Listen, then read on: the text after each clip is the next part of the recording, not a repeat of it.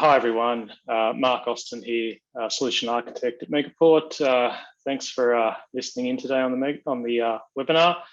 I'm just going to work through a number of use cases. Just initially, some of those will be high level, so 3 high level, and 1 real world example of how you would build out MVE with Megaport from an MPLS network into the transforming into an MVE based network.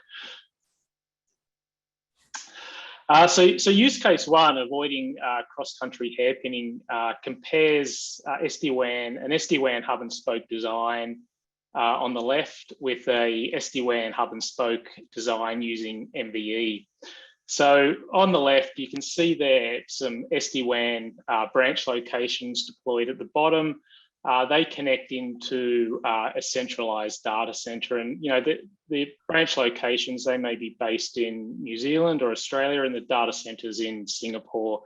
And traffic from those branch locations to get to cloud resources needs to transit that Singaporean data center. So, not ideal in terms of routing.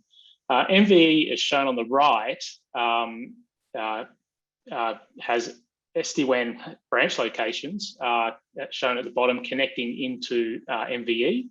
And the MVE connects into private cloud on-ramps. So traffic from branch to cloud takes the most optimal path via the MVE. For data center to MVE connectivity, if there's existing equipment within the data center, it can be connected to a Megaport port, and then using what we call a virtual cross connect, connected across to the MVE wherever it is globally, and that provides the data center that cloud connectivity, but also connectivity to the SD-WAN branch locations. Use case 2, multi-cloud SD-WAN, compares a multi-cloud SD-WAN design on the left, which has virtual edge devices deployed directly in the cloud provider, and an MVE, a design using MVE as a SD-WAN multi-cloud gateway. So on the left, the SD-WAN branch locations connect over the internet to devices, virtual devices hosted directly in AWS and Azure. And this design has a high operational overhead, so you have to manage the cloud resources. There's excessive tunnel requirements. And probably one of the major aspects of that is this high egress data transfer charges. So traffic coming out of cloud towards the branch locations is charged higher than it is over a private connection. So on the right, you can see there MVE can simplify the SD-WAN multi-cloud design. So it's deployed as an aggregation point into multiple cloud providers. And the SD-WAN branch sites on the bottom there, you can see connect to the MVE. And the MVE connects using the private Megaport network and private cloud on-ramps into the cloud environments, so AWS, VPC, and Azure VNet. Additionally, for cloud-to-cloud routing requirements, that can route between clouds using the MVE, staying completely on the private SLA-protected Megaport network. Use case 3, virtual data center, compares an SD-WAN regional data center hub design, so shown on the left there, with a design that virtualizes the data center WAN edge with MVE. So the diagram on the left, you can see, has SD-WAN branch locations connecting to regional data centers on the left and right, and those data centers are connected using MPLS.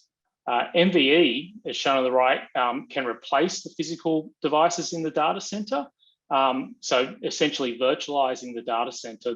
And the regional MVEs can then be connected together using the Megaport network, removing the need for MPLS.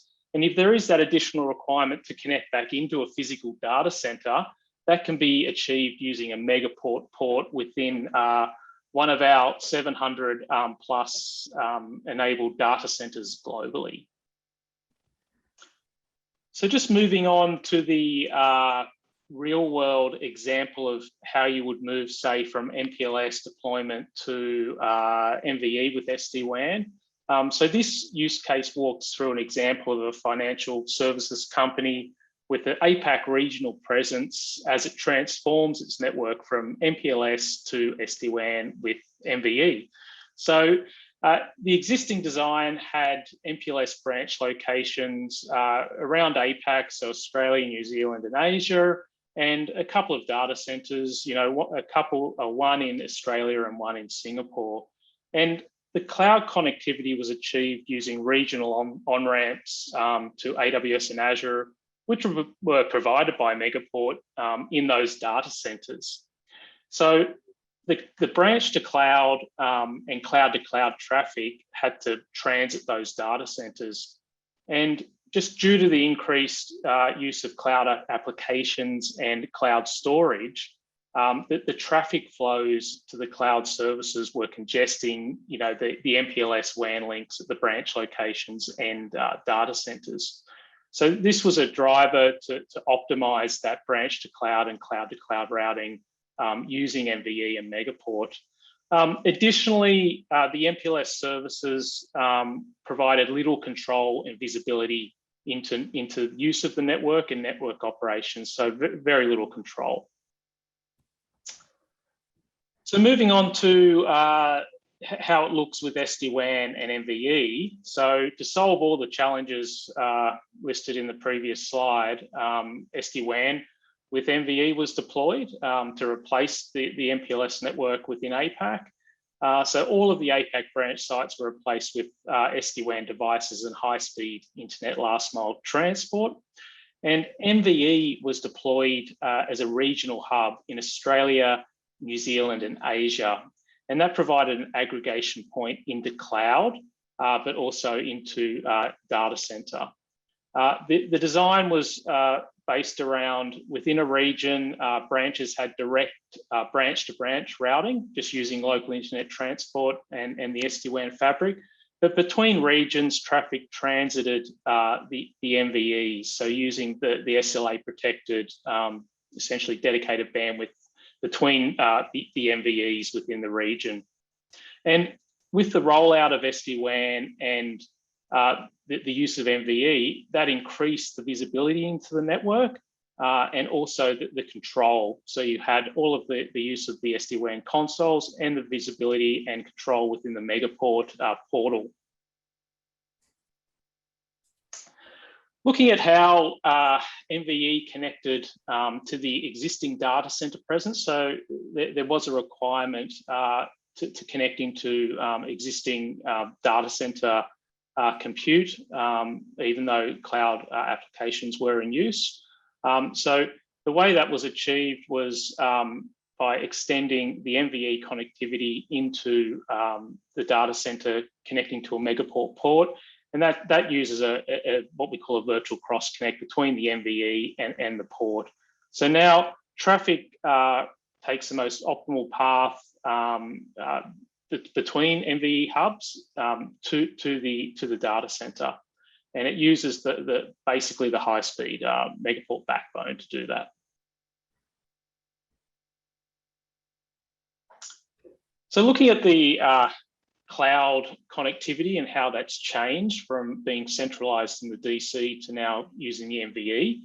So the deployment of the regional MVEs provided that capability to connect regionally to AWS and Azure on-ramps. And they connected directly from the MVE to the on-ramp. So completely virtual, no physical hardware required.